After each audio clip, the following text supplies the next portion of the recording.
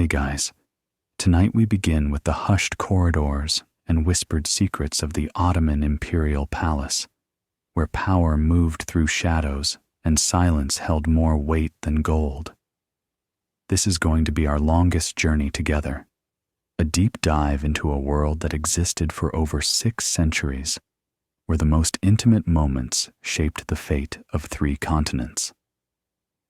Before you settle in for this extended journey through the veiled chambers of Topkapi Palace, take a moment to like this video and subscribe, but only if you genuinely enjoy what we create together. Tonight's story will take us through an entire night in the Ottoman court, from sunset prayers to the first call of dawn, and we'll meet characters whose names have been lost to history, but whose lives shaped empires. Please, let me know in the comments where you're tuning in from tonight and what time it is for you. It's always fascinating to see who's joining us from around the world for these peaceful historical journeys. Now, dim the lights around you. Maybe turn on a gentle fan for that soft background hum, and let yourself ease into tonight's extended story. We're traveling back to the year 1566, during the reign of Sultan Suleiman the Magnificent, to a world where the most powerful men in the empire were those who had given up everything to serve in absolute secrecy. The muezzin's final call had echoed across the 7 hills of Constantinople as evening prayers concluded, and now the great city settled into the rhythm of another night. From the humble wooden houses of the artisan quarters to the magnificent stone mansions of the viziers, 1,000,000 souls prepared for sleep. But in the highest chambers of Topkapi Palace, perched like a jeweled crown above the confluence of 2 seas, the real work of empire was just beginning. The moon, 3 days past full, cast silver shadows across the marble corridors that had witnessed the passage of 10 sultans and countless secrets. In those shadows, a figure moved with practiced silence, neither fully man nor woman, but something between, something other. He was Mehmet Agha, chief eunuch of the Imperial Harem, and tonight, like every night for the past 15 years, he would guard secrets that could topple empires and navigate relationships that determined the fate of millions. His name was known to perhaps 50 people in the entire Ottoman Empire, though few were permitted to speak it aloud. To the Sultan, he was "my faithful Agha." To the imperial women, he was Effendi, master of the palace's most private chambers, keeper of their safety, and holder of confidences that would never pass his lips. To the outside world, he was invisible, a ghost who moved between the public ceremonies of power and the intimate realities that made those ceremonies meaningful. As the palace settled into its evening rhythm, Mehmet began his nightly rounds through corridors that most men would never see, carrying keys that unlocked doors to both privilege and prison. But tonight felt different. The air carried an electric tension, as if the very stones of the palace were holding their breath before some great change. Perhaps it was the unusual behavior of the Sultan's youngest concubine, or the strange letter that had arrived from the Persian border, or simply the weight of secrets that had been accumulating like sediment in his mind. The air held the lingering scent of rosewater and frankincense from the evening prayers, mingling with the faint aroma of jasmine that drifted through latticed windows overlooking the palace gardens. Somewhere in the distance, the fountain of Sultan Ahmed murmured its eternal song, while silk curtains embroidered with verses from the Quran whispered against stone walls in the gentle night breeze. The sound of his own footsteps, deliberately muted by years of practice, provided a barely audible rhythm as he moved through spaces that most of the world would never imagine. Mehmet Agha's footsteps made no sound against the polished marble as he moved through the hall of the concubines. This was a skill learned not just through practice, but through necessity. In the imperial harem, noise was not merely discourteous, it could be dangerous. A careless footfall might wake a sleeping favorite of the sultan, and such disturbances had consequences that echoed through the palace hierarchy like ripples in a still pond. He paused before the first chamber, listening. Behind the ornate wooden door, carved with intricate geometric patterns that seemed to shift in the lamplight, he could hear the soft breathing of sleep.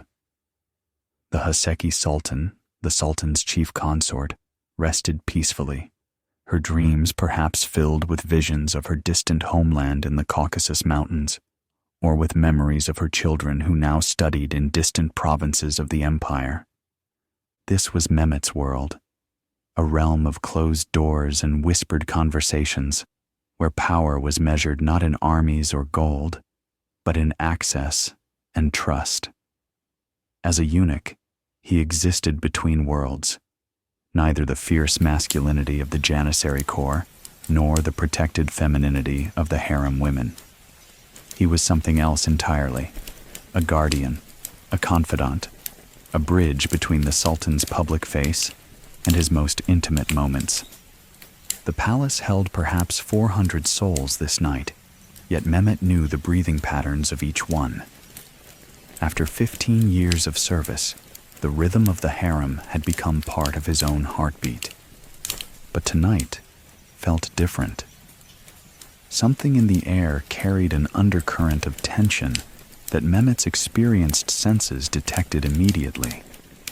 Perhaps it was the way the newest concubine had looked at him during the evening meal, or the unusual silence from the second consort's chambers, where music usually played late into the night. In the delicate ecosystem of the imperial harem, even the smallest change could signal approaching storms. As he continued his rounds, Mehmet remembered his own transformation from a young Christian boy in Bosnia to this figure of influence within the Ottoman court.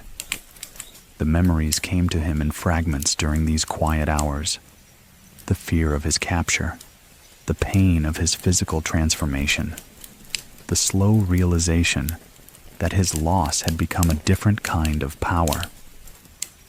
The corridor opened into the chamber of whispers, where conversations were held in voices so low they seemed to merge with the building's natural size and settling sounds. Here, Mehmet had learned the intricate language of court politics, not just Turkish, Arabic, and Persian, but the more subtle language of glances, pauses, and carefully placed silences. He adjusted the oil lamp that burned in an alcove dedicated to prayers for the Sultan's health. The flame danced against walls covered in Iznik tiles, their blue and white patterns telling stories of gardens that existed only in paradise. Each tile had been placed by craftsmen who would never see the spaces they beautified, just as Mehmet protected women he could never possess and served a man whose friendship he could never claim. Through a small window, moonlight illuminated the Golden Horn far below, where merchant ships rested at anchor like sleeping seabirds. The city of Constantinople spread beyond the palace walls, a tapestry of wooden houses, stone mosques, and markets that would come alive with dawn's first light.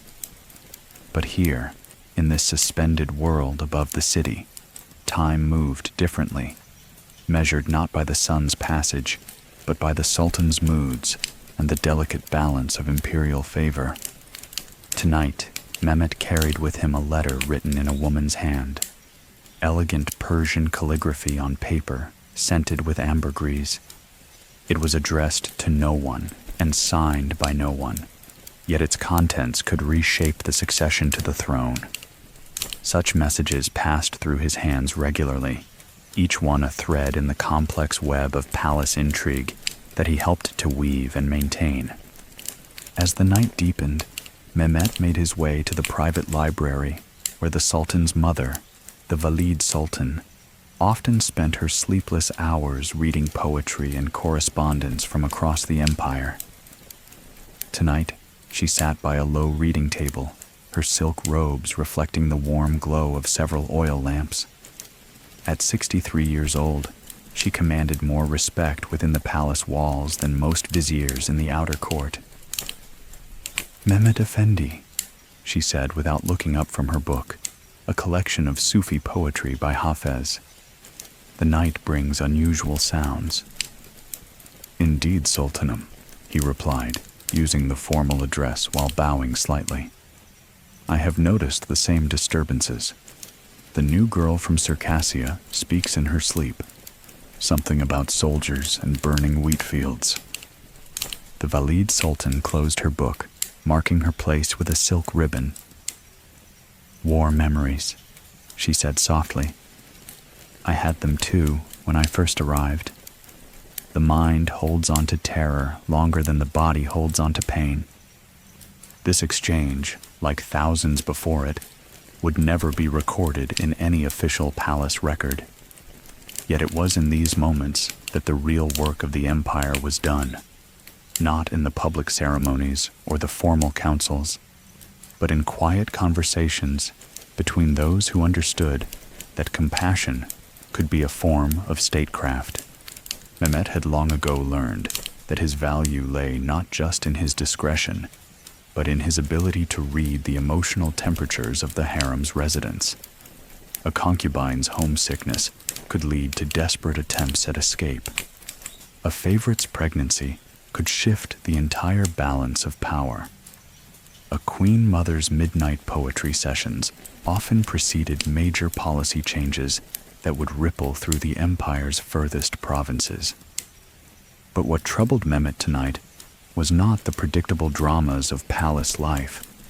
It was something more subtle, a pattern in recent events that suggested forces beyond the harem walls were beginning to influence their protected world. The palace around them had been built not just as a residence, but as a physical manifestation of Ottoman power, each room positioned to reinforce hierarchy, each corridor designed to control movement and access. As Mehmet walked through spaces that took him from the intimate chambers of royal children to the formal reception halls where foreign ambassadors waited for audiences they might never receive, he moved through a carefully constructed universe where every detail served the larger purpose of imperial authority. In the courtyard of the eunuchs, where he maintained his own modest quarters, moonlight fell through latticed overhangs onto a fountain whose water had been flowing continuously for over 200 years. This courtyard was his domain, the space where the black eunuchs who served the harem could speak freely among themselves, sharing the burden of secrets that no other group in the empire was permitted to carry. Tonight, the courtyard was empty, except for Mehmet, but he could feel the presence of his brothers in service in the quarters that surrounded the space. There was Abbas, who had served 3 different sultans and could recite genealogies going back 6 generations. There was young Yusuf, recently arrived from the training palace in Adrianople, still adjusting to the weight of his responsibilities. And there was ancient Hakim, who had been castrated as a child in Sudan, and who now, at 74 years old, was the living memory of the palace, holding in his mind the details of ceremonies and protocols that existed nowhere else. Each of these men had paid the same price for their position, their physical manhood sacrificed to guarantee their trustworthiness around the imperial women. In return, they received something that was perhaps more valuable than what they had lost: the complete confidence of the most powerful family in the known world. As midnight approached, Mehmet's rounds brought him to the quarters of the foreign concubines, women whose presence in the harem served diplomatic purposes as much as personal ones. There was Mariam, the Venetian doge's daughter, whose capture had been carefully orchestrated to cement a trade agreement. There was Aishi, born a Russian boyar's daughter, whose knowledge of northern languages made her valuable for interpreting correspondence with Moscow. And there was Chen, whose father had been a Chinese merchant, and who could paint in the delicate style of her ancestral homeland. Each woman represented not just personal beauty, but strategic value. Their children, should they bear any, would be living symbols of the empire's reach and influence. Their homesickness and adaptation were matters of state security, monitored and managed with the same care given to military supplies or treasury reserves. Tonight, Mehmet found Mariam awake in her chamber, sitting by a window that looked out over the Bosphorus.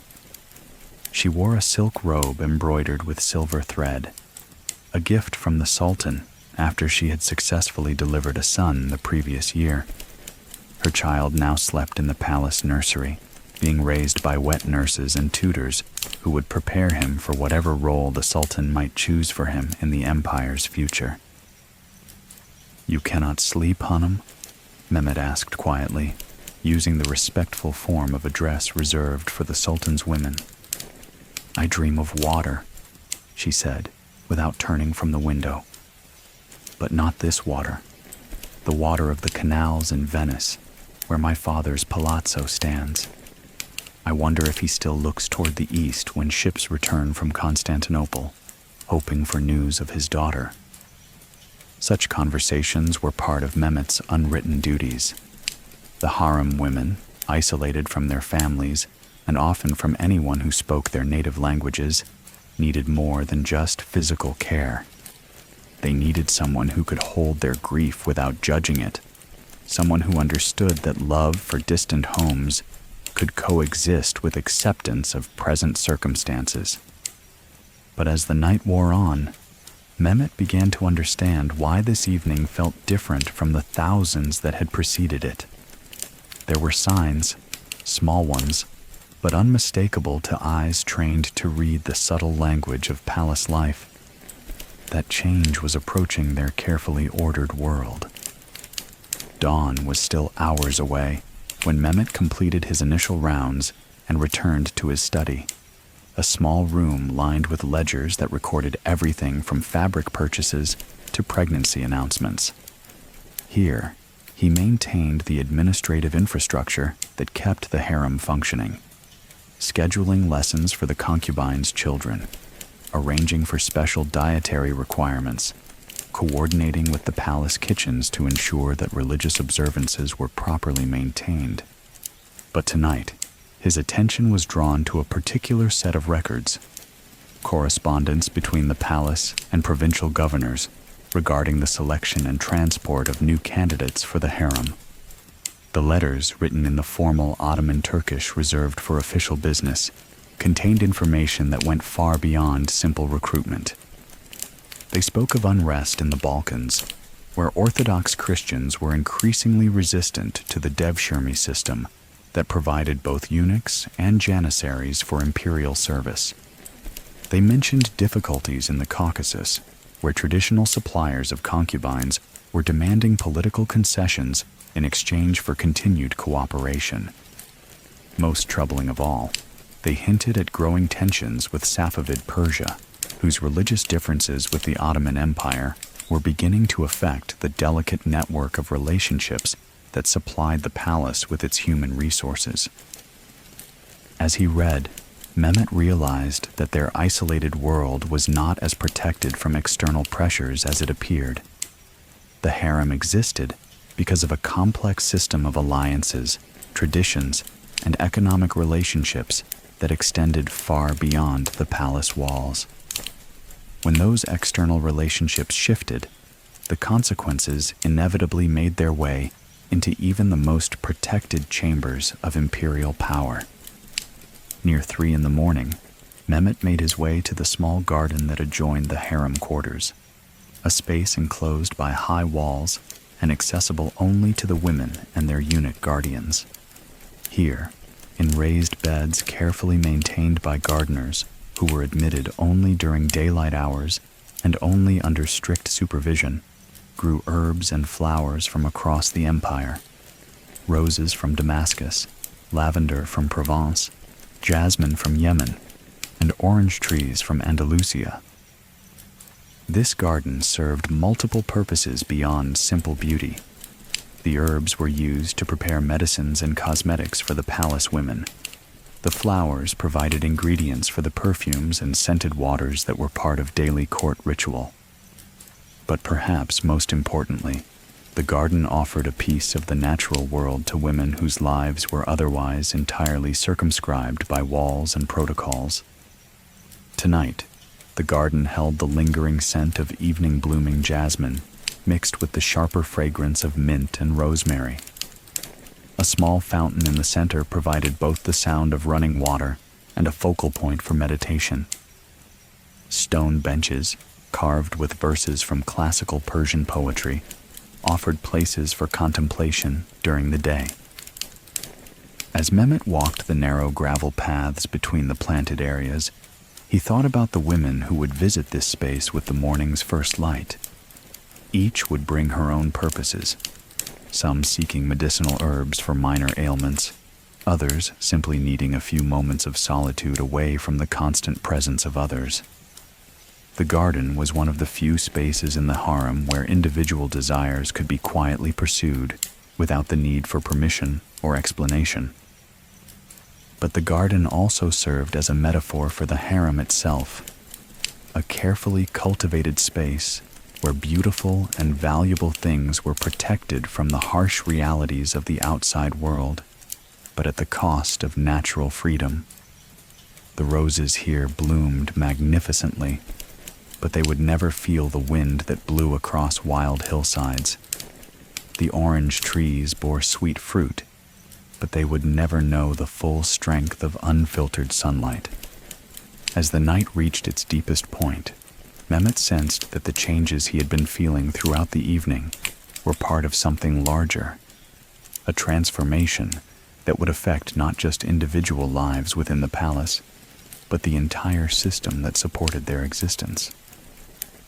In the private library adjacent to the Valide Sultan's chambers, Mehmet performed one of his most sensitive duties, the maintenance of the informal records that documented the real life of the imperial family. These were not the official chronicles that would be read by future historians, but the personal observations, family relationships, and psychological insights that helped explain why certain political decisions had been made. Here were records of which concubines had formed friendships with each other, and which had developed rivalries that might affect their children's future relationships.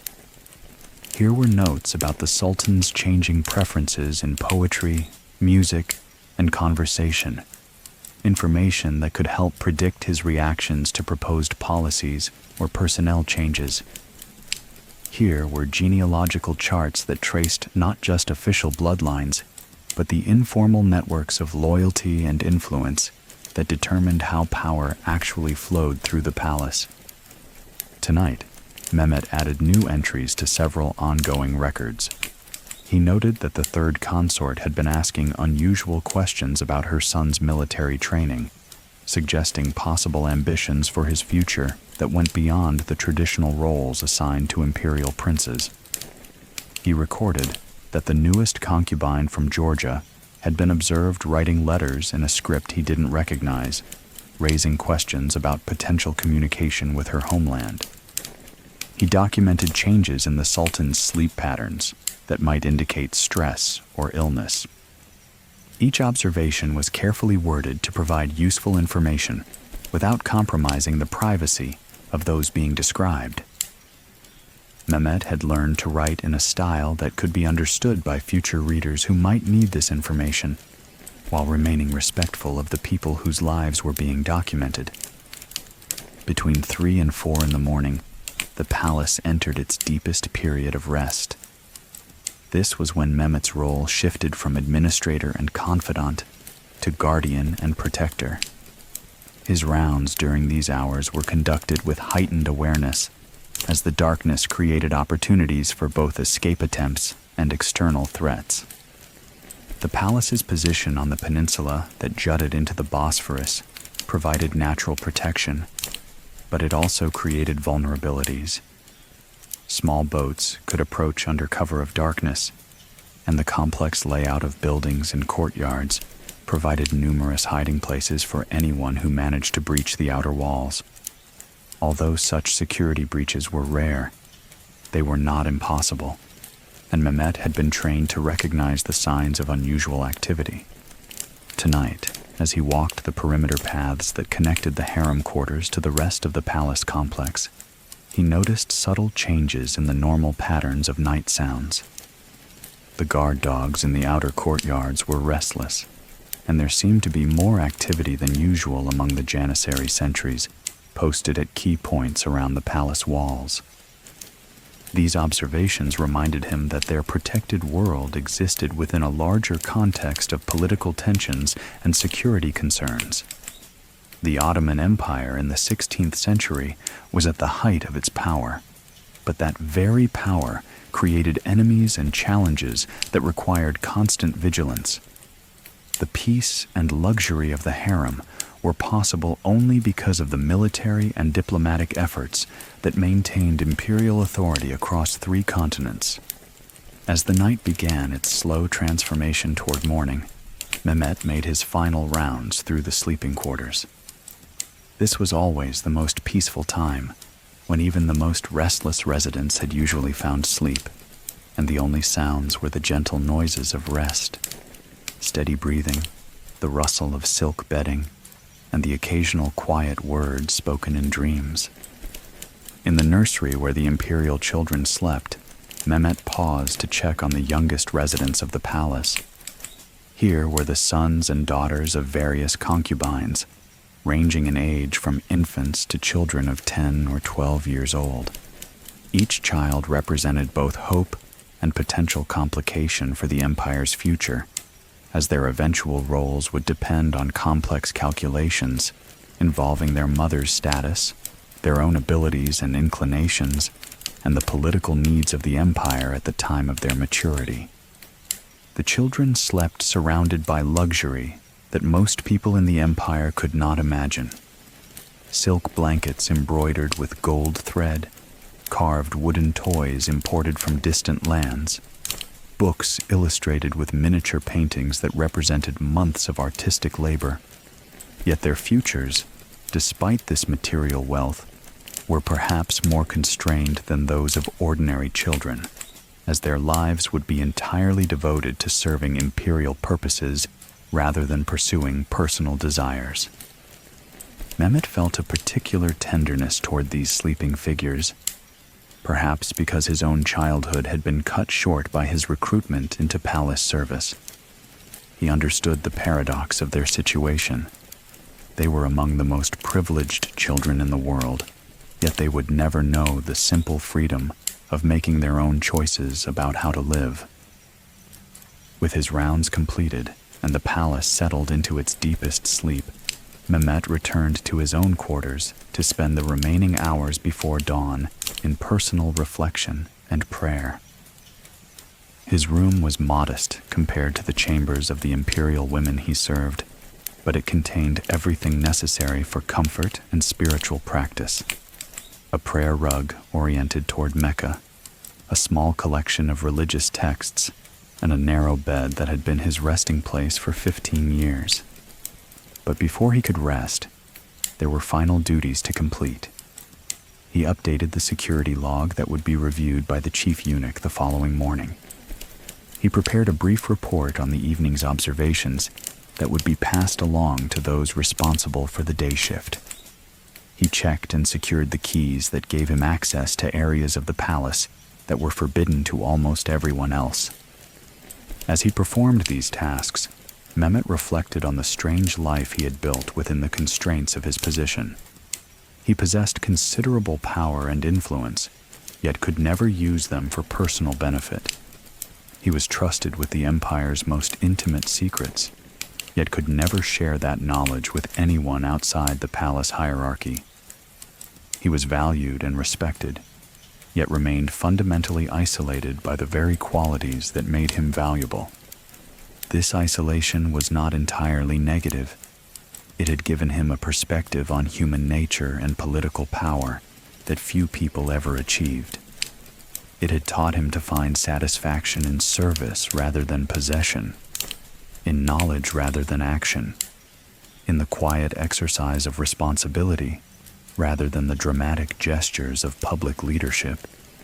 As the first hints of gray light began to appear at the windows of his chamber, Mehmet prepared for the brief rest he would take before beginning another day in service to the imperial household. Tomorrow would bring new challenges, new secrets, and new opportunities to exercise the delicate balance of loyalty, discretion, and compassion that defined his role. But tonight had been different, and he knew that the changes he had sensed were real. The Ottoman Empire was entering a period of transition that would test all of the systems and traditions that had sustained its power for centuries. The Harem, despite its isolation from the outside world, would not be immune to these pressures. As he lay down to rest, Mehmet offered a final prayer for the protection of those he served and for the wisdom to navigate whatever changes lay ahead. In a few hours, the palace would wake to another day of ceremony and routine, but he would remember this night as the moment when he first felt the approach of a new era. The fountain in the courtyard below continued its eternal song, indifferent to human concerns about change and continuity. The moon set behind the hills of Asia, making way for the sun that would soon rise over the waters of the Bosphorus. And in the chambers of Topkapi Palace, the secret world of the Ottoman court rested in the deep peace that comes only to those who know that they are, for this moment at least, completely safe and utterly cared for. The night held its breath for one last moment, then slowly released it as dawn approached the imperial city. And Mehmet Agha, guardian of secrets, keeper of trust, and servant of an empire that stretched from the gates of Vienna to the shores of the Indian Ocean, closed his eyes and allowed himself to sleep, knowing that he had fulfilled his duties in the mysterious dance of power, loyalty, and human connection that kept their carefully balanced world turning through another night. Mehmet Agha's footsteps made no sound against the polished marble as he moved through the hall of the concubines. This was a skill learned not just through practice, but through necessity and through pain. The memory came to him unbidden as he paused at a familiar doorway, himself at 12 years old, feet bleeding from hours of practice, walking across dried leaves without making them rustle, under the stern supervision of the chief eunuch who had preceded him. That man, Ismail Agha, had been like a father to him during those first terrifying months in the palace. "Your old life is a closed book," Ismail had told him during those early lessons. "Your body has been changed, but your mind and heart must be transformed as well. You are no longer Marco from the village near Sarajevo. You are becoming Mehmet, guardian of the Sultan's most sacred trust." The transformation had taken 3 years. 3 years of language lessons, religious instruction, deportment training, and the gradual understanding that his loss had become a different kind of power. He had learned Turkish, Arabic, and Persian. He had memorized the genealogies of the Ottoman dynasty and the court protocols that governed every interaction within the palace walls. Most importantly, he had learned to read the subtle signs that indicated the emotional states of the women under his protection. In the Imperial Harem, noise was not merely discourteous, it could be dangerous. A careless footfall might wake a sleeping favorite of the Sultan, and such disturbances had consequences that echoed through the palace hierarchy like ripples in a still pond. But tonight, as he moved through corridors, he could navigate blindfolded. Mehmet's mind was occupied not just with his immediate duties, but with memories that the unusual tension in the palace had awakened. He paused before the first chamber, listening with senses trained to detect the subtlest variations in breathing patterns, the rustle of silk against skin, the small sounds that indicated whether sleep was natural or feigned. Behind the ornate wooden door, carved with intricate geometric patterns that seemed to shift in the lamplight, he could hear the soft breathing of Gulbahar Hatun, the Sultan's newest favorite. Gulbahar had arrived 6 months ago from the court of the Khan of Crimea, part of a diplomatic exchange that had taken 2 years to negotiate. She was 17 years old, possessed of a beauty that had reportedly moved the Khan to tears when she was selected for presentation to the Sultan, and she spoke 4 languages with an intelligence that had quickly elevated her above many women who had been in the palace for years. But tonight, her breathing held the irregular rhythm that Mehmet had learned to associate with homesickness and suppressed tears. He made a mental note to arrange for her to spend time tomorrow in the library, where she could read poetry in her native Tatar language, and to request that the kitchen staff prepare the honey cakes that reminded her of her childhood celebrations. This was Mehmet's world, a realm of closed doors and whispered conversations, where power was measured not in armies or gold, but in access and trust, in the ability to anticipate needs before they were expressed, and to solve problems before they became crises. As a eunuch, he existed between worlds, neither the fierce masculinity of the Janissary corps nor the protected femininity of the harem women. He was something else entirely, a guardian, a confidant, a bridge between the Sultan's public face and his most intimate moments.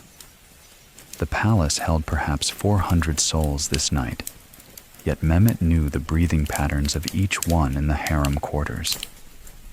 After 15 years of service, the rhythm of the harem had become part of his own heartbeat.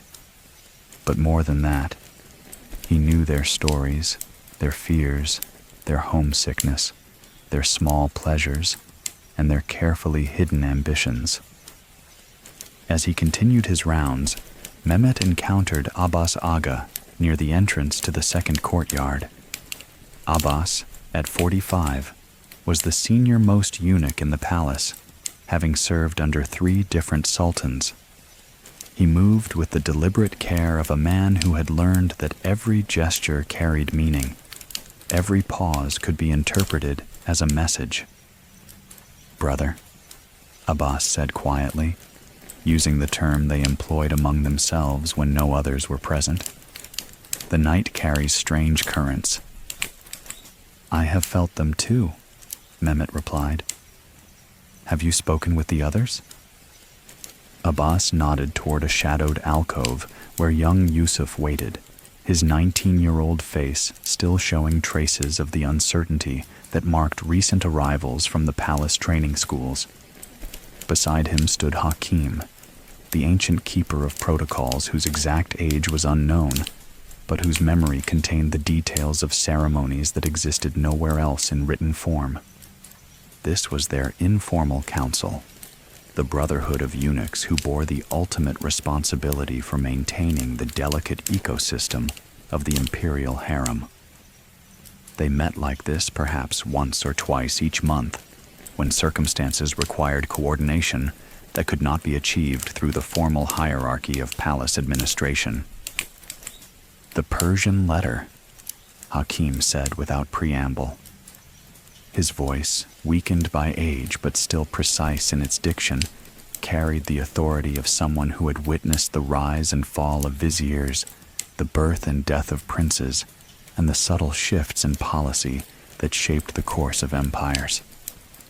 "I have seen such correspondence before, during the negotiations with Shah Tahmasp. The syntax suggests urgency that goes beyond normal diplomatic courtesy." Mehmet had suspected as much. The letter, delivered 3 days ago through channels that bypassed the normal protocols of the foreign ministry, had been addressed personally to the Sultan in the elegant Persian calligraphy reserved for communications between equals.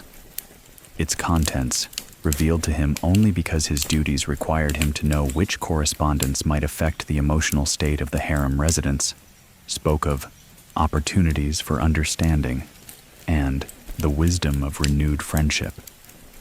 Such language, in the context of Ottoman-Persian relations, typically preceded either territorial negotiations or dynastic marriage proposals.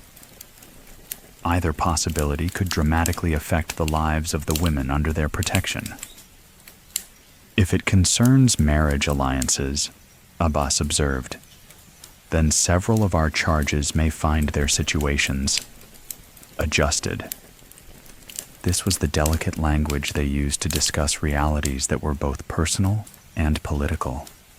Imperial marriages were tools of statecraft, and the women who had been brought to the palace as potential brides might find themselves reassigned to serve diplomatic rather than romantic purposes. Such changes, while materially comfortable, often carried emotional costs that required careful management. Young Yusuf, still learning to navigate these complex waters, asked the question that his seniors had left unspoken. Which of the women are most likely to be affected? The three older men exchanged glances that conveyed volumes of shared experience. Too soon to know, Mehmet said finally, but we must be prepared to offer extra support to those who may need it. Homesickness becomes more painful when the possibility of return becomes real. As they prepared to separate and continue their individual rounds, Hakim placed a weathered hand on Yusuf's shoulder. Remember, young brother, our strength lies not in what we know, but in what we notice. Watch for changes in sleep patterns, appetite, interest in lessons. The heart speaks through the body before it finds words. This wisdom, passed down through generations of eunuchs who had served the Ottoman dynasty, represented the accumulated understanding of men who had made the protection and care of royal women their life's work. It was knowledge that could not be found in any book, earned only through years of patient observation and careful service. But as the night wore on, Mehmet began to understand why this evening felt different from the thousands that had preceded it. There were signs, small ones, but unmistakable to eyes trained to read the subtle language of palace life. That change was approaching their carefully ordered world. The corridor opened into the Chamber of Whispers, a space that exemplified the Ottoman genius for creating architecture that served both practical and symbolic purposes. Here, conversations were held in voices so low they seemed to merge with the building's natural size and settling sounds, but the acoustic properties of the domed ceiling and carefully angled walls meant that every word could be clearly heard by those who knew where to stand. Mehmet paused to adjust the oil lamp that burned in an alcove dedicated to prayers for the Sultan's health. The flame danced against walls covered in Iznik tiles, their blue and white patterns telling stories of gardens that existed only in paradise, or perhaps in the memory of artisans who had fled the conquest of Constantinople and brought their skills into the service of their new rulers. Each tile had been placed by craftsmen who would never see the spaces they beautified, just as Mehmet protected women he could never possess and served a man whose friendship he could never claim. This parallel had occurred to him many times over the years, and tonight it struck him with particular force. The entire palace was built on such paradoxes: beauty created by those who would never enjoy it, power exercised by those who would never profit from it, knowledge preserved by those who could never share it. Through a small window, moonlight illuminated the Golden Horn far below, where merchant ships rested at anchor like sleeping seabirds. The largest of these vessels bore goods from places whose names existed only in the accounts of traders and the reports of explorers. Spices from the Molucca Islands, silk from the court of the Ming Emperor, amber from the shores of the Baltic Sea, and silver from mines in the New World that Spanish conquistadors had recently claimed for their king. the city of Constantinople spread beyond the palace walls, a tapestry of wooden houses, stone mosques, covered markets, and public baths that would come alive with dawn's first light. From this elevation, Mehmet could see the patterns of streets that followed Byzantine foundations laid down 1,000 years before the first Ottomans set foot in Europe. He could observe the network of aqueducts and cisterns that supplied fresh water to a population that had grown beyond anything the original Roman planners had imagined. But here, in this suspended world above the city, time moved differently, measured not by the sun's passage, but by the Sultan's moods and the delicate balance of imperial favor. Tonight, Mehmet carried with him not just one mysterious letter, but 3 documents that had arrived through different channels, each containing information that could reshape the succession to the throne. The first was the Persian correspondence that had been troubling him. The second was a coded message from the Crimean Khan that appeared to discuss trade routes, but actually concerned the movement of military units along the northern frontier. The third, most troubling of all, was a personal letter from the Sultan's eldest son, now serving as governor of Manisa, that contained subtle inquiries about the health and activities of his younger half-brothers. Such messages passed through his hands regularly, each one a thread in the complex web of palace intrigue that he helped to weave and maintain. But the convergence of these particular messages suggested that forces beyond the palace walls were beginning to influence their protected world in ways that could prove dangerous to everyone under his protection. As the night deepened, Mehmet made his way through a series of smaller chambers that served specialized functions in the complex daily life of the harem.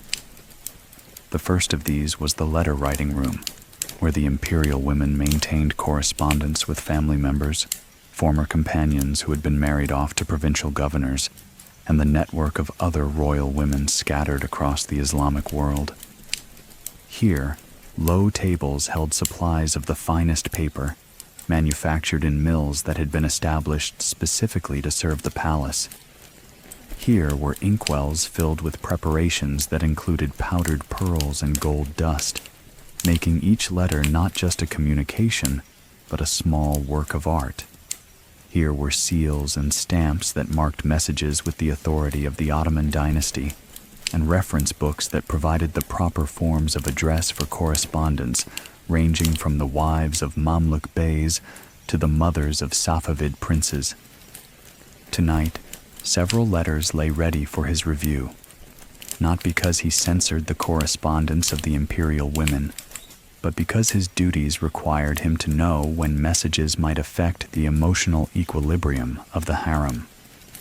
One letter, written in elegant Arabic script, was addressed to the daughter of the former Sultan of Granada, now living in exile in Fez after the Spanish completion of the Reconquista.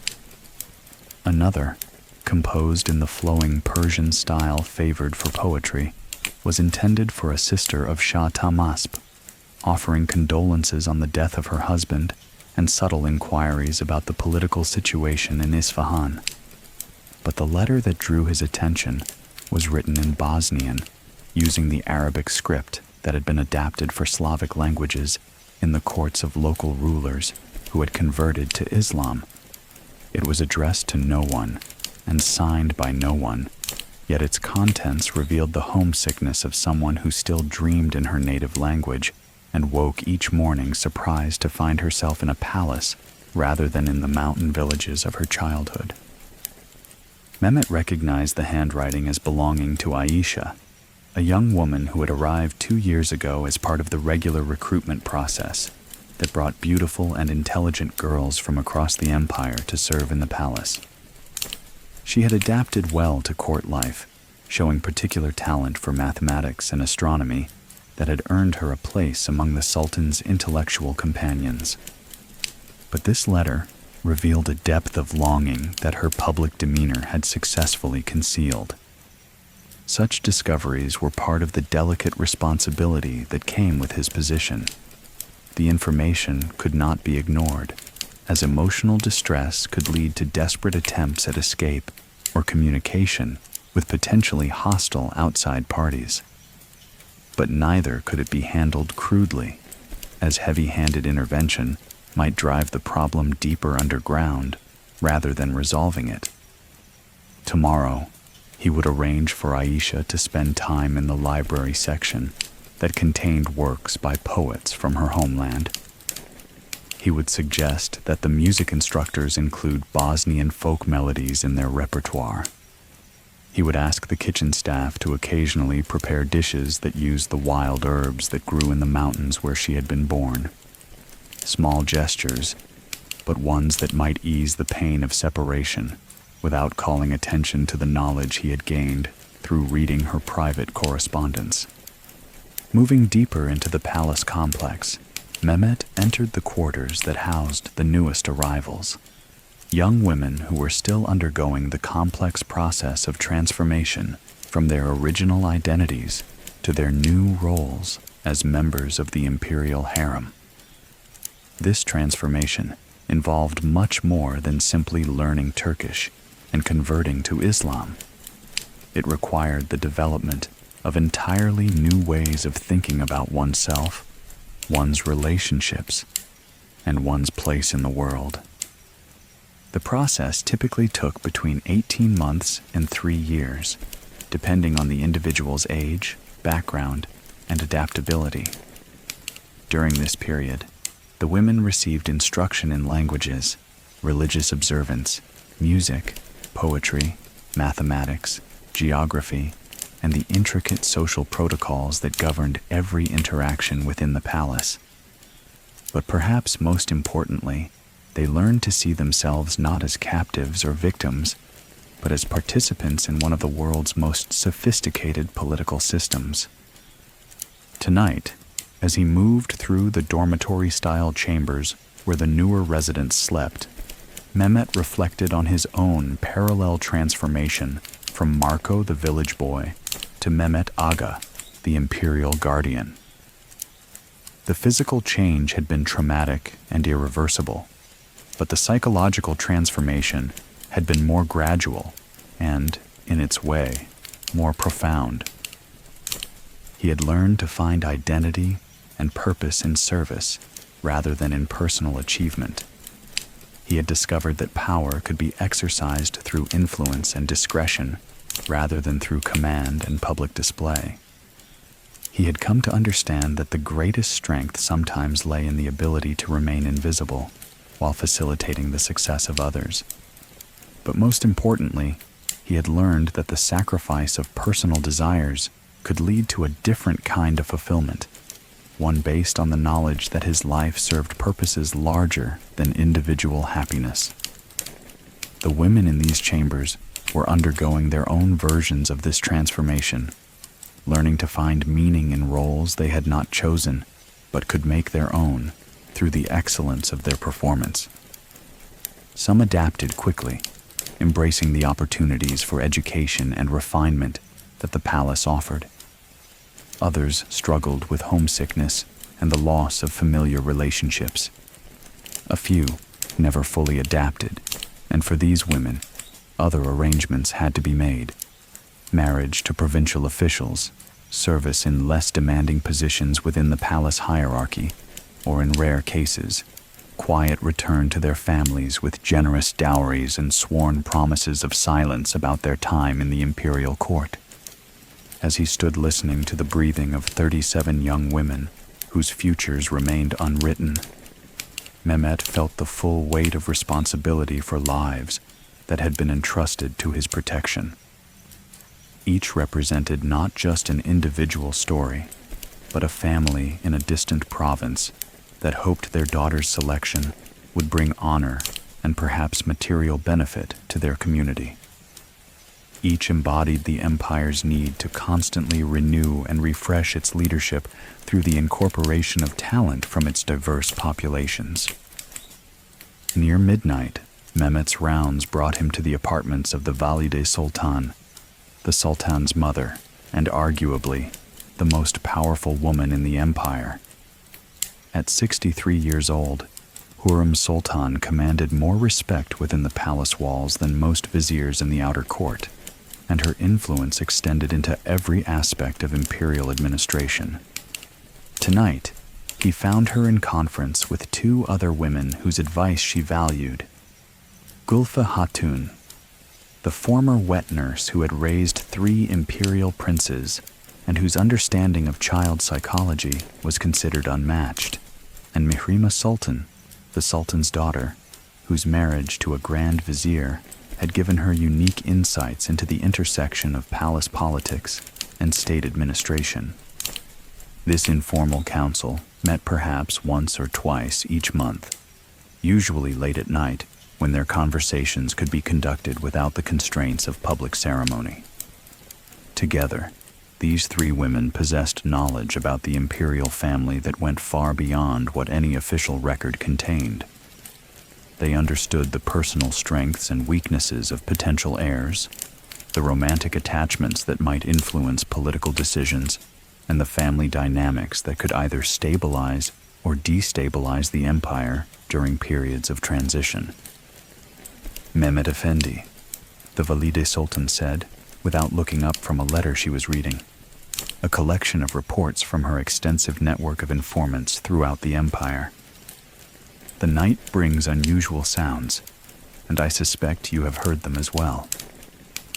Indeed, Sultanum, he replied, using the formal address while bowing slightly. The palace feels expectant. Gülfe Hatun, whose age had earned her the privilege of speaking more directly than protocol normally allowed, voiced what all of them were thinking. The question is whether we are expecting celebration or crisis. This exchange, like thousands before it, would never be recorded in any official palace record.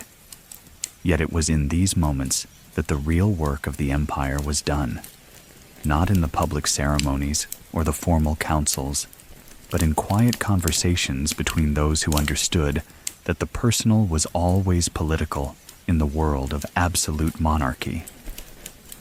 Mihrimah Sultan, who at 31 had already witnessed more palace intrigue than most officials saw in a lifetime, offered her assessment. The Persian correspondence suggests territorial negotiations, but the timing coincides with several personal matters that could complicate any formal agreements. Mehmet understood the reference.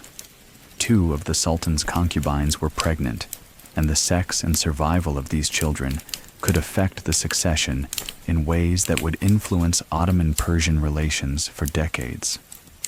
Additionally, the Sultan's eldest son had reached the age where his continued presence as a potential rival might become problematic, and any negotiations with Persia would need to take into account the possibility that domestic succession issues might soon require the dynasty's full attention. The women sense change coming, he reported. Several have asked unusual questions about their children's futures, and homesickness has increased among some who had seemed well adapted. The Valide Sultan closed her letter and looked directly at him. Women often sense political shifts before men recognize them intellectually. Our survival has always depended on reading the subtle signs that indicate when protection might be withdrawn. This observation reminded Mehmet of one of the fundamental dynamics of Ottoman court life. The imperial women lived in a state of luxury that was also a state of complete dependence.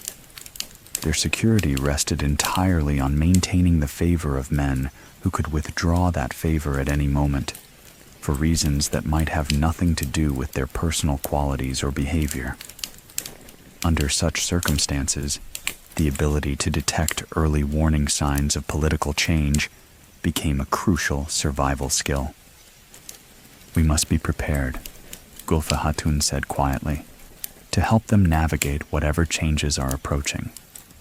But first, we must understand what those changes are likely to be. After leaving the conference with the Valide Sultan and her advisors, Mehmet made his way to the private library where the most sensitive historical records of the Ottoman dynasty were preserved. This collection included not just official chronicles and genealogical records, but the personal observations and family documentation that explained why certain political decisions had been made. Here were records of which concubines had formed friendships with each other, and which had developed rivalries that might affect their children's future relationships. Here were notes about the Sultan's changing preferences in poetry, music, and conversation, information that could help predict his reactions to proposed policies or personnel changes. Here were genealogical charts that traced not just official bloodlines, but the informal networks of loyalty and influence that determined how power actually flowed through the palace. But tonight, Mehmet was drawn to a particular section of the collection, the records that documented how previous succession crises had been managed. The Ottoman system of allowing multiple princes to compete for the throne had produced some of the empire's greatest rulers, but it had also created periods of civil war that had weakened the state and cost thousands of lives. The current sultan, Suleiman, had already made decisions that suggested he was trying to avoid such problems. His eldest son, Mustafa, had been eliminated years earlier based on suspicions about his loyalty, suspicions that many in the palace believed had been carefully cultivated by Hurrem Sultan to protect the interests of her own sons. The remaining princes had been given provincial governorships that kept them away from the capital, while providing them with administrative experience that would serve them well if they eventually inherited the throne. But the succession was still not secure. Prince Selim, currently serving as governor of Konya, was widely considered to be his father's preferred heir, but he faced challenges from his half-brother Bayezid, whose military talents had earned him support among the Janissary Corps. Any external crisis that required decisive leadership could trigger a premature succession struggle, and any succession struggle could create opportunities for foreign enemies to exploit Ottoman weaknesses. As Mehmet read through the careful records that documented how previous generations had navigated these challenges, he began to understand why the recent convergence of diplomatic correspondence, military reports, and personal letters had created such tension in the palace atmosphere. The empire stood at a moment when external opportunities and internal vulnerabilities were intersecting in ways that could prove either extremely advantageous or extremely dangerous. The Persian overtures might offer opportunities for territorial expansion or profitable trade agreements, but they also came at a time when the Ottoman succession was still uncertain and when any show of weakness could invite challenges from multiple directions. The Habsburg Empire was expanding its influence in Hungary. The Venetians were causing problems in the Mediterranean, and various tribal groups in North Africa required constant attention to maintain their loyalty to the Ottoman cause. Under such circumstances, the personal dynamics of the imperial harem took on significance that extended far beyond the palace walls. The children being raised in these chambers would inherit not just titles and wealth, but responsibility for maintaining the empire's position in a world where any sign of internal discord could trigger external attacks.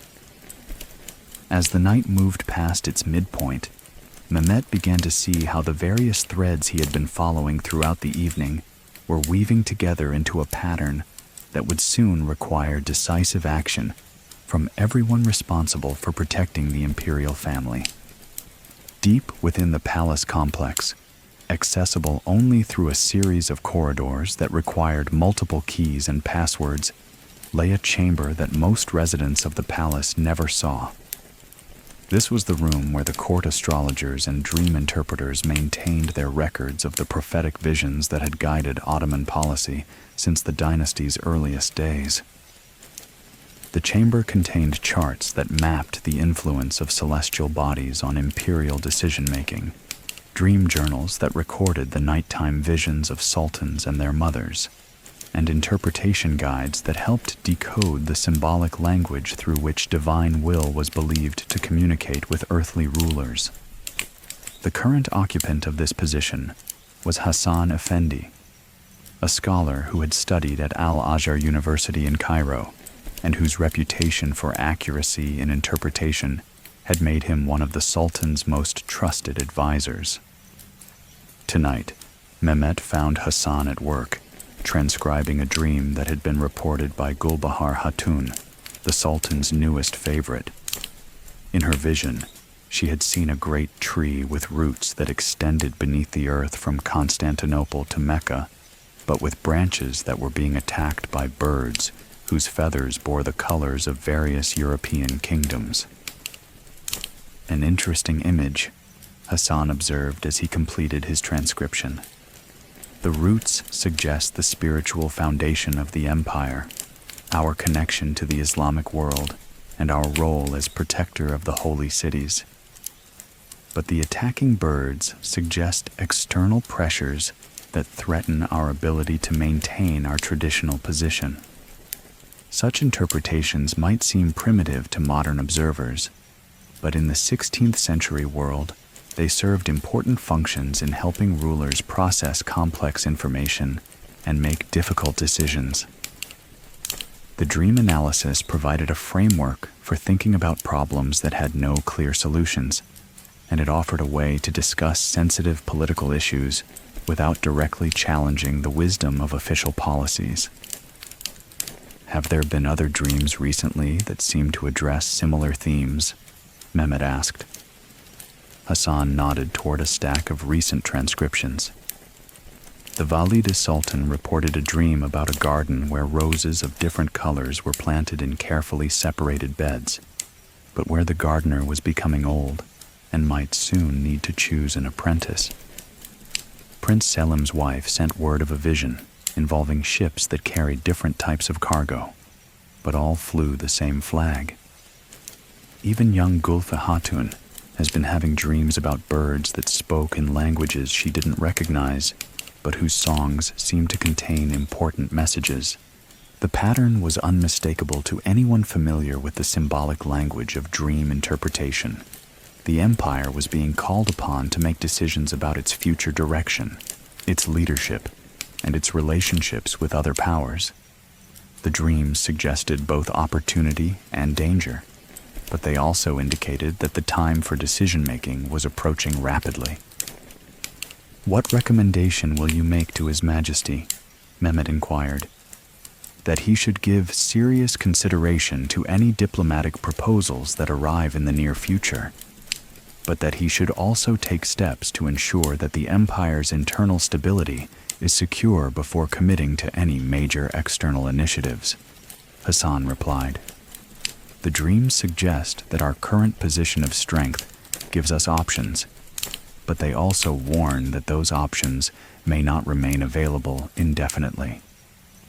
This advice, delivered through the traditional channels of dream interpretation rather than through direct political analysis, would carry weight with the Sultan that more conventional counsel might not possess. It provided a way to discuss succession planning, diplomatic strategy, and military preparedness without appearing to question the Sultan's judgment or to advocate for policies that might prove unpopular with various court factions. As his rounds continued, Mehmet visited the chambers where the daily transformation of the imperial women took place. Not just the physical beauty treatments that kept them attractive to the Sultan, but the more profound process through which individual women became embodiments of Ottoman imperial style. The cosmetics workshop contained preparations that had been refined over centuries of experimentation. Here were kohl formulations that enhanced the eyes without causing irritation, henna mixtures that created patterns of temporary decoration on hands and feet, and perfume distillations that combined scents from flowers, spices, and rare woods imported from across the known world. But the workshop also contained less obvious tools of transformation. language instruction materials for women learning Turkish, Arabic, or Persian, music notation for the songs that would be performed during palace entertainments, and samples of the fabrics, jewelry, and decorative objects that would be used to create the visual environment in which the imperial women lived. Tonight, the workshop was supervised by Zeynep Kalfa, a woman of 50, who had originally been brought to the palace from Venice, but who had become one of the most skilled practitioners of the arts that created Ottoman court culture. She moved among tables laden with silks, brocades, and cloth of gold, selecting combinations that would create costumes appropriate for various ceremonial occasions.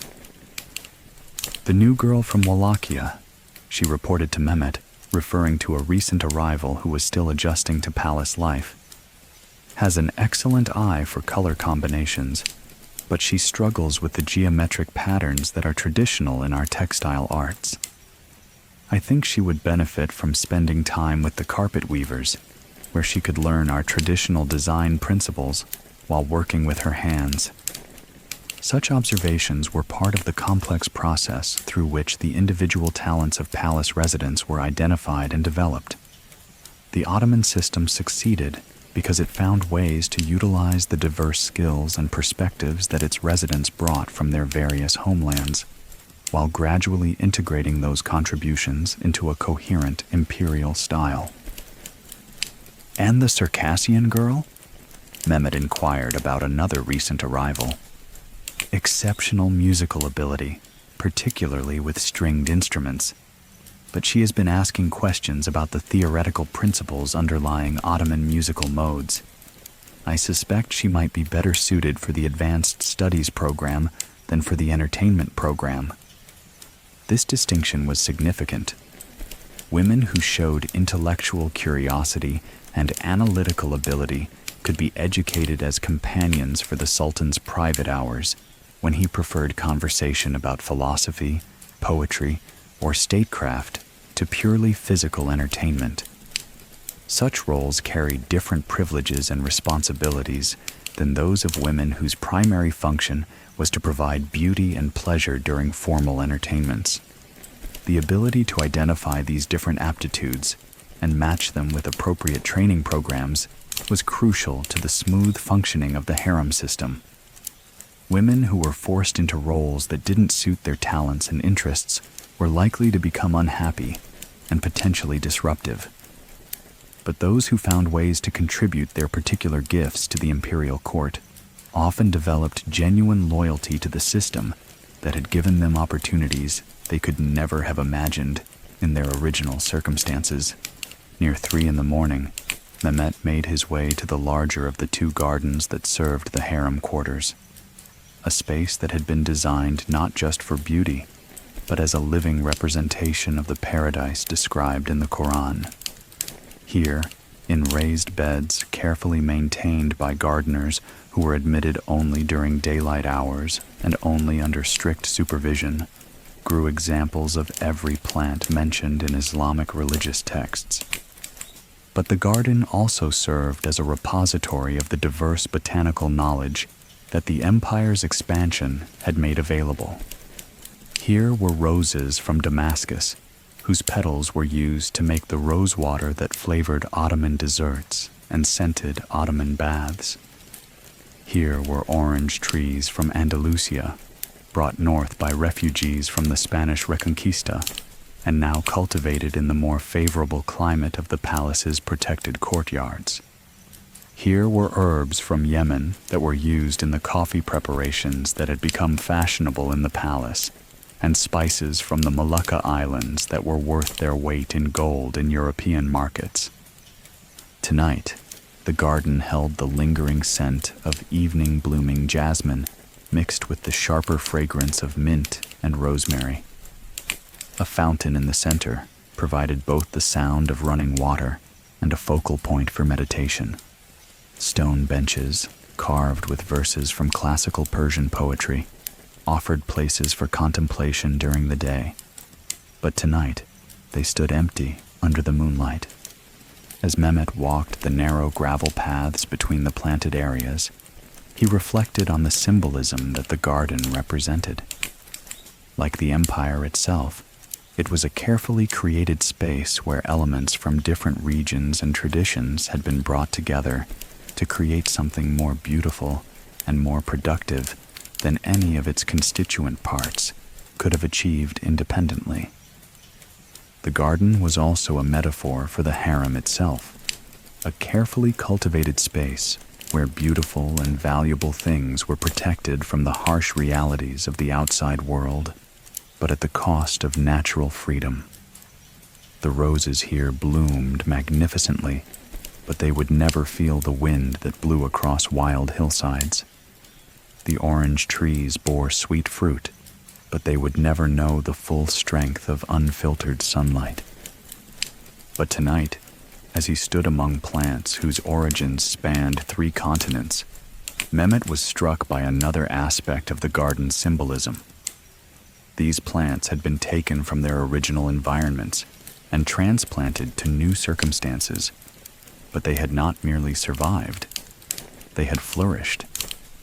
Their adaptation to new conditions had not diminished them, but had allowed them to become part of something larger and more significant than their individual existence.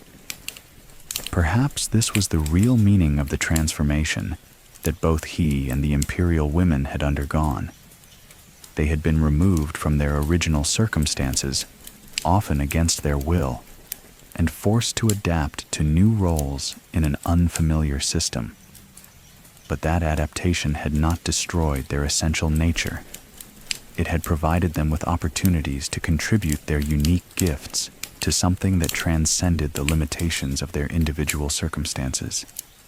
In a small chamber adjacent to the main library, Mehmet maintained records that served a more personal function than the official documents that chronicled palace administration. Here were the private papers of women who had died during their service in the palace, the letters they had written but never sent, and the personal possessions they had left behind when illness or accident claimed their lives. These archives served multiple purposes. They provided information that could be useful to family members who might inquire about their lost daughters, and they offered comfort to other palace residents who mourned the death of friends and companions. But they also served as a reminder of the human cost of the imperial system, the individual lives that had been given in service to larger purposes. Tonight, Mehmet added new materials to the collection. A small silk pouch containing the hair ornaments that had belonged to Fatma Hatun, who had died the previous month from a fever that the palace doctors had been unable to treat. Fatma had been 23 years old, had served in the palace for 6 years, and had been known for her skill at embroidery and her gentle way with the younger girls who arrived frightened and homesick from distant provinces. Her death had been mourned privately within the palace, as the imperial women had developed genuine affection for someone who had helped ease their own adaptation to court life. But it had also served as a reminder that their protected status could not shield them from all of the dangers that threatened human life, and that the beauty and luxury of their surroundings existed alongside the constant possibility of loss. As he carefully catalogued Fatma's possessions and filed her final letters, Mehmet reflected on the responsibility that came with his role as keeper of these memories. The women who died in palace service left few traces in the official records of the empire, but their contributions to the daily life of the court deserved to be preserved and honored. More importantly, the manner of their deaths and the circumstances that surrounded them provided valuable information for protecting the health and safety of current palace residents. Fatma's fever had spread to 3 other women before it was contained, and the medical records associated with her death would help the palace doctors recognize and treat similar illnesses more effectively in the future. But perhaps most significantly, these archives reminded him that his duties extended beyond the living to encompass responsibility for preserving the dignity and memory of those who had served the empire with their lives. Each woman who died in palace service had made sacrifices comparable to those of soldiers who died in battle, but their courage was rarely recognized or celebrated in the same way. One of the most remarkable aspects of life in the imperial harem was the linguistic diversity that resulted from recruiting women from across the Ottoman Empire and beyond its borders. At any given time, the palace might house women whose native languages included Turkish, Arabic, Persian, Greek, Slavic dialects from the Balkans, Circassian, and other Caucasian languages, and various African languages spoken by women who had been purchased from slave markets in Egypt and North Africa. This diversity was both a challenge and an opportunity. It required sophisticated systems for translation and communication, but it also provided the empire with access to cultural knowledge and linguistic skills that could prove valuable in diplomatic, commercial, and administrative contexts. The Language Instruction Chamber was equipped with materials for teaching and learning dozens of different languages. Here were Quran copies in Arabic for women who needed to learn the language of Islamic religious practice. Here were Persian poetry collections for those who wanted to master the literary language of the Islamic world. Here were Turkish grammar guides for women whose native languages were unrelated to the Turkic language family. But the chamber also contained materials for preserving and studying the languages that the women brought with them from their homelands. There were dictionaries and vocabulary lists for languages that might otherwise have no written records, song collections that preserved musical traditions from remote provinces, and story compilations that maintained oral traditions that might be lost if they were not written down. Tonight, Mehmet found Aishi Kalfa, the senior language instructor, working by lamplight on a project that exemplified the scholarly culture of the Ottoman court. She was preparing a comparative grammar that would show the relationships between various Slavic languages spoken by women from different parts of the Balkans, with the goal of developing more efficient methods for teaching Turkish to speakers of those languages. "The linguistic patterns are fascinating," she explained as she showed him her work. "The women from Bosnia, Serbia, and Bulgaria speak related languages, but the differences in vocabulary and pronunciation affect how they learn Ottoman Turkish. By understanding these patterns, we can create teaching methods that work more effectively for each group." Such scholarship was typical of the intellectual culture that flourished within the palace walls. The concentration of educated people from diverse backgrounds created opportunities for learning and research that would have been impossible in most other contexts. The imperial women were not just recipients of education. They were active participants in scholarly projects that contributed to the empire's store of knowledge. But the language instruction also served more practical purposes. Women who mastered multiple languages could serve as interpreters and cultural intermediaries when the palace received delegations from various parts of the empire. They could help translate documents and correspondence that arrived in languages that the official palace translators might not understand. And they could provide insights into the cultural and political conditions in their homelands that might be valuable for imperial administration. As Mehmet reviewed the progress reports that Aishi Kalfa had prepared for each of her students, he was reminded once again of the remarkable transformation that the palace could achieve. Young women who had arrived speaking only local dialects were becoming sophisticated linguists capable of conversing about complex philosophical and political topics in multiple languages. Music played an essential role in palace life, but the Ottoman approach to musical education went far beyond simple entertainment. The palace music program was based on the Islamic understanding of music as a mathematical and spiritual discipline that could serve as a path toward divine understanding. The music chamber contained not just instruments from across the empire and beyond, but also the theoretical texts that explained the mathematical relationships underlying Ottoman musical modes.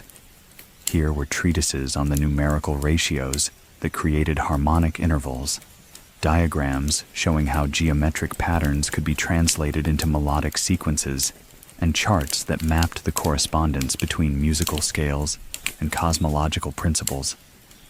Tonight, the chamber echoed with the faint sounds of practice sessions that had concluded hours earlier, but the instruments stood ready for the next day's lessons and rehearsals.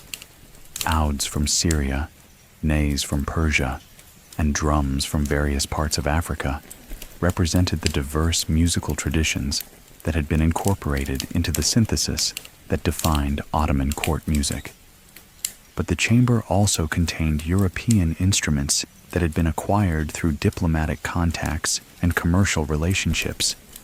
Lutes from Italy, viols from Germany, and a remarkable mechanical organ that had been presented to the Sultan by an ambassador from the Holy Roman Empire. These instruments were studied not just for their musical possibilities, but as examples of the technical and artistic achievements of other civilizations. Selim Usta, the master musician who supervised the palace music program, had developed a teaching system that combined performance training with theoretical instruction and cultural education. Students learned not just how to play specific pieces, but how to understand the mathematical principles that governed musical structure, and how different musical traditions expressed the values and worldview of their respective cultures. The most advanced students were encouraged to compose original pieces that drew on multiple traditions while remaining true to Ottoman aesthetic principles. These compositions served both as artistic achievements and as diplomatic tools, as they could be performed for foreign visitors to demonstrate the sophisticated cultural synthesis that characterized Ottoman civilization. Tonight, Mehmet reviewed the compositions that had been created during the past month by students in the advanced program. One piece, composed by a young woman from Circassia, combined traditional Caucasian melodies with Ottoman instrumental arrangements, creating something that honored both her homeland and her adopted culture. Another composition, created by a former Greek speaker from the Aegean Islands, used mathematical principles derived from Byzantine music theory to create new variations on traditional Ottoman themes. Such artistic achievements represented one of the most positive aspects of the imperial system. The palace provided opportunities for cultural creativity that might never have been available to these women in their original circumstances, while their diverse backgrounds enriched Ottoman culture in ways that purely Turkish traditions could never have achieved. Perhaps the most emotionally complex aspect of Mehmet's responsibilities involved the care of the imperial children, the sons and daughters of various concubines whose futures would be determined by the intersection of their abilities, their mother's status, and the empire's political needs. The nursery and children's quarters were located in a separate wing of the palace that was designed to provide both security and space for the specialized requirements of child rearing. Here were playrooms equipped with toys that had been crafted by the empire's finest artisans, libraries containing books in multiple languages chosen for their educational value, and classrooms where the children received instruction appropriate to their eventual roles in imperial administration. Tonight, as Mehmet made his quiet rounds through the sleeping chambers, he reflected on the complex psychology of children who were being raised to inherit power and responsibility on a scale that most people could never imagine. These boys and girls slept surrounded by luxury that represented the accumulated wealth of an empire that stretched across 3 continents, but their lives would be entirely devoted to serving purposes larger than their individual desires. Prince Ahmed, now 7 years old, had shown remarkable ability in mathematics and languages, but he had also begun asking questions about why he could not play with children from outside the palace walls. Princess Mihrima, at 5, displayed a precocious understanding of social dynamics that suggested she might one day become an effective political advisor. But she sometimes cried for her wet nurse, who had been dismissed when court doctors determined that she was no longer needed. Each child presented unique challenges and opportunities. They needed to develop the skills and knowledge that would make them effective leaders, but they also needed to maintain enough emotional stability to function in a system where personal relationships were always subordinate to political considerations. They needed to understand their obligations to the empire, but they also needed to develop enough personal resilience to handle the isolation and responsibility that came with their positions. The children's education included subjects that would never be taught in ordinary schools: the genealogies of European royal houses, the economic resources of various Ottoman provinces, the military capabilities of potential enemies, and the diplomatic protocols that governed relationships between major powers. But it also included music, poetry, and art instruction that was designed to develop their aesthetic sensibilities and cultural sophistication. As he watched these sleeping children, Mehmet was reminded of his own childhood in Bosnia, when his biggest concern had been whether his father's crops would survive the early frost. These children would never know such simple anxieties, but they would also never know the simple pleasures of choosing their own friends, their own interests, or their own life paths. Between 4 and 5 in the morning, the palace entered its deepest period of rest, but it was also the time when Mehmet's duties became most crucial. These were the hours when escape attempts were most likely to occur, when psychological crises often reached their breaking points, and when the palace was most vulnerable to the kind of security breaches that could have consequences extending far beyond the immediate danger to palace residents. Tonight, as he walked the perimeter paths that connected the harem quarters to the rest of the palace complex, Mehmet noticed subtle changes in the normal patterns of night sounds. The guard dogs in the outer courtyards were restless, and there seemed to be more activity than usual among the janissary sentries posted at key points around the palace walls. This increased vigilance was probably connected to the recent arrival of the diplomatic correspondence that had been troubling him throughout the night. When sensitive negotiations were underway, the palace security system operated at heightened levels of alertness, as any disruption of palace routine could be interpreted by foreign observers as a sign of internal weakness or instability. But the increased security also served as a reminder that their protected world existed within a larger context of political tensions and military threats. The Ottoman Empire in 1566 was at the height of its power, controlling territories that stretched from the gates of Vienna to the shores of the Indian Ocean. But that very success had created enemies and challenges that required constant vigilance and sophisticated responses. The Habsburg Empire continued to contest Ottoman expansion in Central Europe, and the recent election of Maximilian II as Holy Roman Emperor had brought to power a leader who was reportedly more committed to anti-Ottoman policies than his predecessor had been. The Venetian Republic maintained its commercial competition with Ottoman trade routes, and recent intelligence reports suggested that Venetian agents were working to encourage rebellion among Christian populations in Ottoman territories. In the Mediterranean, Spanish and Ottoman naval forces continued their struggle for control of shipping routes and strategic islands, while in the Indian Ocean, Portuguese expansion threatened Ottoman commercial relationships with trading partners from the Red Sea to the Malacca Straits.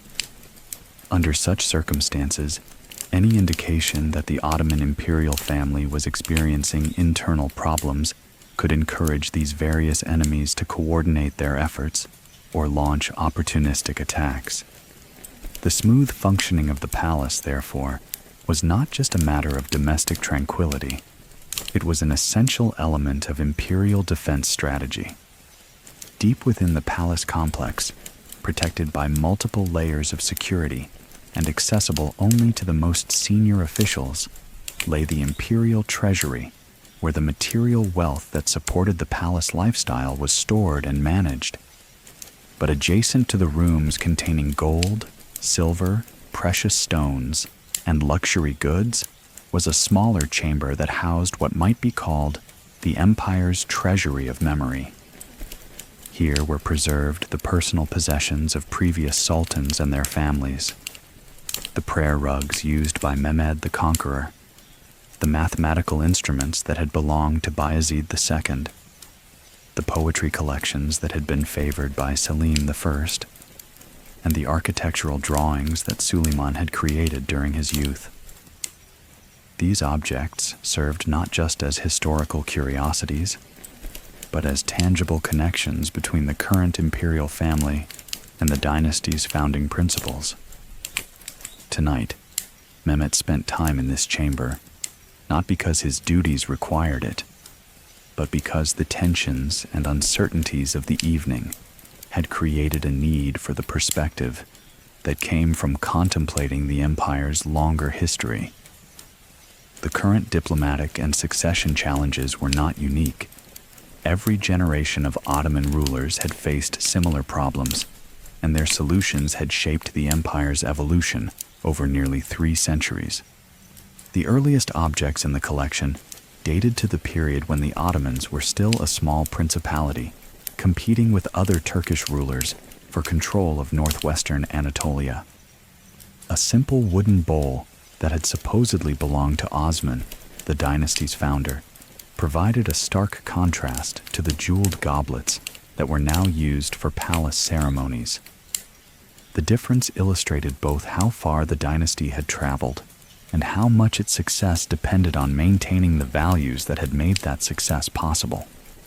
But the collection also contained objects that served as warnings about the dangers that could threaten dynastic continuity. Here was the seal of a sultan who had been deposed by his own ministers when his policies threatened the empire's stability. Here were the personal papers of princes who had died in succession struggles, their potential contributions to the empire lost forever because of failures in political management. As Mehmet handled these objects and read through the documents that explained their significance, he was reminded that the current generation of imperial family members were not just individuals seeking personal happiness or success. They were links in a chain that connected the empire's past to its future, and their actions would determine whether that chain remained strong enough to support the enormous weight of imperial responsibility. The letters, treaties, and personal journals preserved in this chamber provided lessons about the kinds of decisions that had strengthened the empire and the kinds of mistakes that had caused temporary weaknesses. But they also revealed the human costs that had been paid by previous generations of sultans, their mothers, their wives, and their children. Reading these materials reinforced Mehmet's understanding of why his own role was so important. The eunuchs who served the imperial family were not just servants or administrators. They were custodians of institutional memory, responsible for ensuring that the lessons learned by previous generations were not lost through the deaths or succession changes that periodically disrupted the continuity of palace life. High above the main palace buildings, in the tower that served as both astronomical observatory and timekeeper for the palace's daily schedule, Mehmet found Hasan Effendi still at work despite the late hour. The court astronomer was updating the calculations that determined the precise timing of religious observances, seasonal celebrations, and auspicious dates for important ceremonies. But tonight, his attention was focused on a different kind of calculation. Spread across his work table were the mathematical charts that Islamic scholars use to correlate celestial movements with earthly events, and he was working to determine what the current planetary alignments might suggest about the diplomatic and political challenges facing the empire. The conjunction of Mars and Jupiter in the House of Partnership suggests that military and diplomatic affairs will soon require coordinated attention, Hassan explained as he showed Mehmet his calculations. But the position of Venus in the House of Secret Knowledge indicates that hidden factors will play crucial roles in determining outcomes. Such astrological analysis might seem primitive by modern standards, but in the 16th century context, it served important functions in helping rulers process complex information and make difficult decisions. The astronomical calculations provided a systematic framework for thinking about the relationships between different types of problems, and they offered a way to discuss sensitive political issues in language that could not be construed as direct criticism of official policies. More importantly, the astrological consultations served as a means for introducing alternative perspectives into policy discussions that might otherwise be dominated by military or economic considerations. The astronomer's role was not to make political decisions, but to ask questions that might not otherwise be raised, and to suggest factors that might not otherwise be considered. What do the calculations suggest about the timing of major decisions? Mehmet asked.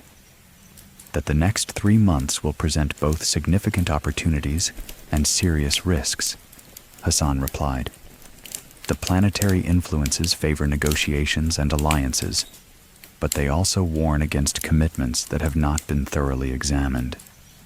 The wisest course might be to gather as much information as possible while avoiding irrevocable choices until the celestial influences become more favorable.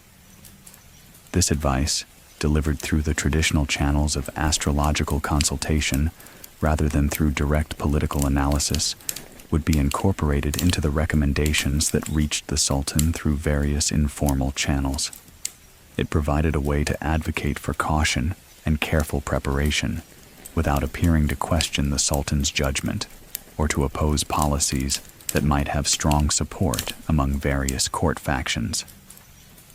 From the observatory window, Mehmet could see across the Bosphorus to the hills of Asia, where the first hints of dawn were beginning to lighten the eastern sky. The sight reminded him that their long night of vigilance and reflection was approaching its conclusion, but it also suggested that the new day would bring challenges that would test everything they had learned during their nocturnal journey through the complex realities of imperial power. As the first gray light of dawn began to appear at the eastern windows of the palace, Mehmet made his way back through the corridors and chambers that had occupied his attention throughout the night. But this final passage felt different from his earlier rounds, as if the accumulation of observations, conversations, and reflections had transformed his understanding of both the immediate challenges and the larger patterns that shaped their existence. The marble surfaces that had seemed cold in the early evening now appeared to glow with accumulated warmth from the oil lamps that had illuminated his journey. The silk curtains that had whispered secrets throughout the night now hung in expectant stillness, as if they were waiting for the day's activities to give them new stories to preserve. The fountains that had provided constant background music continued their eternal song, but with a quality that seemed to promise renewal and continuity, despite whatever changes might be approaching. In the main reception hall, where the Sultan would hold formal audiences later in the morning, Mehmet paused before the empty throne to reflect on the responsibilities that it represented. Covered in silk and surrounded by cushions embroidered with verses praising divine justice and imperial authority, the throne was the symbolic center around which all palace life revolved.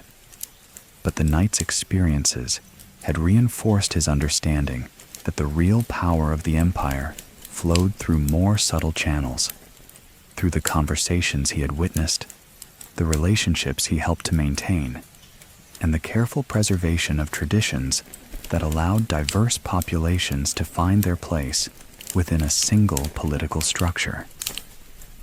The approaching dawn would bring the return of official ceremonies and public protocols, but the night had revealed the more intimate processes through which imperial authority was actually exercised.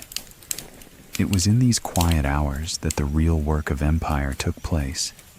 The patient cultivation of loyalty, the careful management of information, and the delicate balancing of competing interests that kept the vast Ottoman system functioning effectively.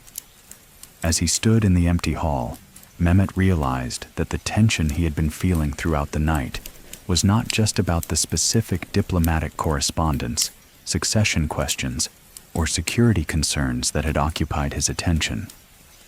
It was about the larger challenge of maintaining a system of government that depended on the successful integration of personal relationships and political necessities.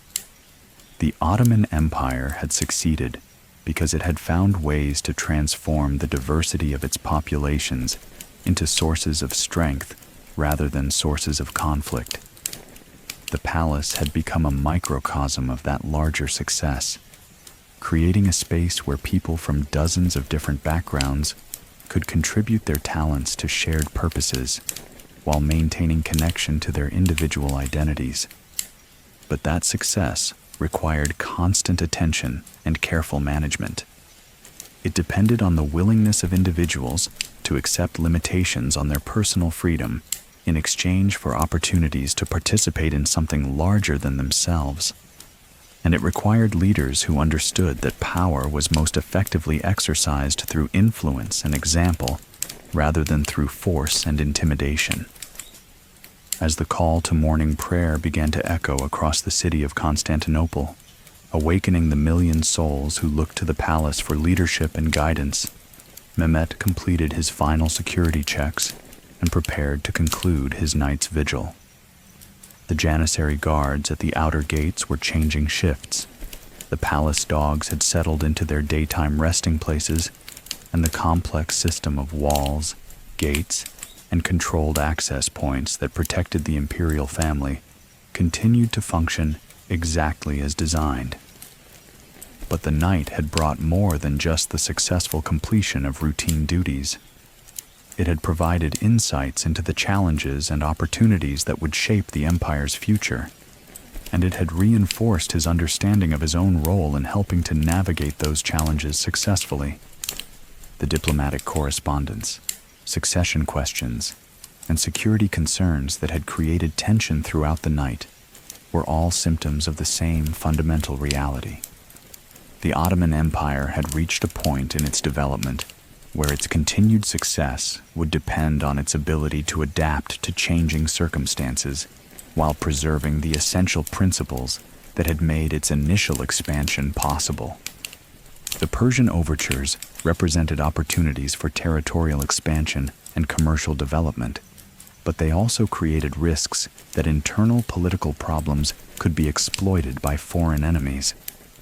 The succession questions offered possibilities for renewing imperial leadership with new energy and perspectives, but they also threatened the stability that had allowed the empire to maintain its position despite challenges from multiple directions. Most importantly, the human dynamics of palace life reflected the broader challenge of governing an empire that included dozens of different ethnic groups, religious communities, and cultural traditions. The success of the harem system in creating loyalty and productivity among women from diverse backgrounds offered a model for imperial administration, but it also demonstrated the constant attention and careful management that such success required. As Mehmet prepared to return to his own quarters for a few hours of rest before beginning another day of service, he carried with him the satisfaction that came from understanding his place in these larger patterns. His role as guardian of the imperial women was not just a personal responsibility, it was a contribution to the larger project of maintaining an empire that provided stability, prosperity, and opportunity for millions of people across 3 continents. The sun rose over the Bosphorus as Mehmet Agha, guardian of secrets and protector of the imperial household, finally made his way to his own chamber for the brief rest he would take before beginning another day in service to the empire. Through the windows of the palace, the first light revealed the city of Constantinople, awakening to another day of commerce, craftsmanship, worship, and the 1,000 activities that sustained one of the world's great urban centers.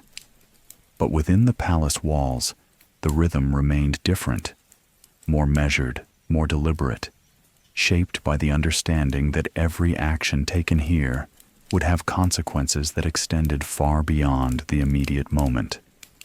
The imperial women would wake to another day of education, refinement, and preparation for whatever roles the empire's needs would assign to them.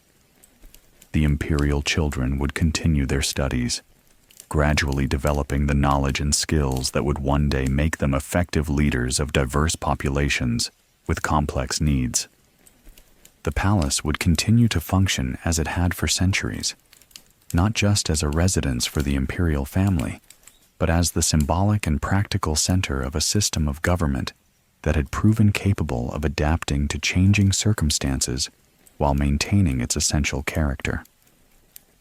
The eunuchs who served that system would continue to find meaning and purpose in their unusual form of service, knowing that their personal sacrifices contributed to achievements that transcended individual limitations.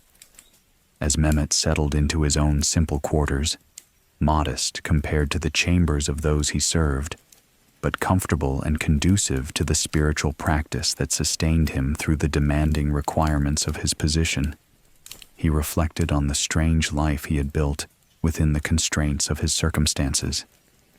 He possessed considerable influence within one of the world's most powerful institutions, yet could never use that influence for personal benefit. He was trusted with secrets that could affect the lives of millions, yet could never share that knowledge with anyone outside the palace hierarchy. He was valued and respected for his unique combination of skills and perspectives, yet remained fundamentally isolated by the very qualities that made him valuable. But the night's experiences had reinforced his understanding that this isolation was not entirely negative. It had given him perspectives on human nature and political power that few people ever achieved. It had taught him to find satisfaction in service rather than possession, in knowledge rather than action, in the quiet exercise of responsibility rather than the dramatic gestures of public leadership. Most importantly, it had shown him that meaning could be found in contributing to something larger than oneself, even when that contribution required the sacrifice of conventional forms of happiness and fulfillment. The empire would continue to prosper because individuals like himself were willing to dedicate their lives to its service, and that prosperity would create opportunities and security for millions of people who would never know their names or understand their contributions. The fountain in the courtyard below continued its eternal song, indifferent to human concerns about change and continuity, but somehow reassuring in its persistence. The silk curtains in his chamber moved gently in the morning breeze, carrying with them the scents of jasmine and rose that had perfumed the palace gardens for centuries and would continue to do so long after the current generation of residents had been replaced by their successors. As the palace settled into the rhythm of another day, a rhythm that had been maintained for centuries and would continue for centuries to come, Mehmet allowed himself to rest in the knowledge that he had fulfilled his duties in the mysterious dance of power, loyalty, and human connection that kept their carefully balanced world turning through another night. The diplomatic challenges would be met with the careful preparation and sophisticated analysis that had made the Ottoman Empire successful in its dealings with other powers. The succession questions would be resolved through the combination of traditional wisdom and practical adaptation that had allowed the dynasty to maintain power through changing circumstances. The human needs of the imperial women and children would continue to be met through the patient application of skills and perspectives that had been refined over generations of service. But perhaps most importantly, the essential spirit of the Ottoman system, its commitment to justice, its respect for diversity, its understanding that true strength came from the willing cooperation of free people rather than the forced compliance of subjects, would be preserved and transmitted to future generations through the daily practice of those who had accepted responsibility for its continuation. The night had been different from the thousands that had preceded it, but it had also demonstrated the resilience and adaptability that had made the Ottoman Empire one of history's most successful political systems. Whatever changes approached, they would be met with the same combination of careful preparation, cultural sophistication, and human wisdom that had enabled the empire to thrive for centuries. As sleep finally claimed him, Mehmet Agha rested secure in the knowledge that the palace around him slept peacefully, protected by guardians whose vigilance had been tested by years of faithful service, and whose loyalty had been earned through the empire's consistent demonstration that service was rewarded, talent was recognized, and dedication was honored. The morning prayers echoed across the city, calling the faithful to give thanks for another day of life and opportunity. In the chambers of Topkapi Palace, the secret world of Ottoman imperial power rested in the deep peace that comes to those who know they are completely protected, surrounded by beauty, and cared for by guardians whose devotion has been proven through the accumulated experience of countless nights like this one. The empire would endure, its people would prosper, and its influence would continue to spread the values of justice, tolerance, and human dignity that had made its expansion not just a conquest, but a liberation for the diverse populations that had found opportunity and security under Ottoman rule.